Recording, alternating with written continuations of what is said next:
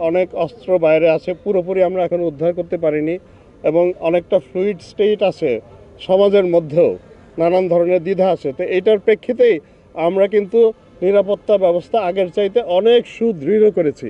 আপনারা দেখবেন আমাদের এই যে প্রিন্টেড বুক, এই বুকটা কিন্তু নট ফর জেনারেল ইউজ। এটা কাদের জন্য? This is for internal use. আমার প্রত্যেকটা ফিল্ড কমান্ডার যারা পুলিশের, তাদের হাতে থাকবে, সো দ্যাট তারা যেন বুঝতে পারেন যে পুরো ব্যবস্থাটা কি এবং তার অংশটা, তার ভূমিকাটা কি। অন্যান্য সময় আমরা কি করতাম, শুরুতে একটা ব্রিফিং দিয়ে দিতাম সবাইকে, সবাই যার যার ব্রিফিং শুনে যার যার জায়গায় চলে যেতেন।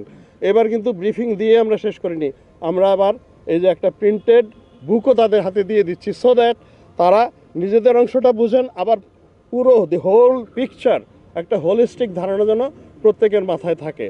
এতে আমার মনে হয় in case of any sort of untoward incident, আমাদের পুরো নিরাপত্তা ব্যবস্থাটা will act in one body, সবাই একই সাথে রিয়্যাক্ট করতে পারবে।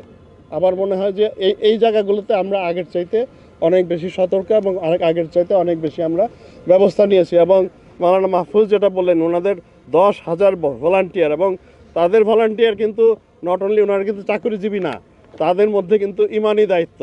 কাজেই ওনাদের উপরে আমরা অনেক বেশি ভরসা রাখি। এবং আমরা যেটা জিএমপি কমিশনার বললেন, ওনারা দে উইল স্পিয়ার হেড, তারা নেতৃত্ব দিবেন, আমরা তাদেরকে সহযোগিতা করব। একই সাথে আমরা আবার মনে করব যে এখানে রাষ্ট্রের এই বাহিনী হিসাবে আমাদের তো ম্যান্ডেটই আছে নিরাপত্তা রক্ষার।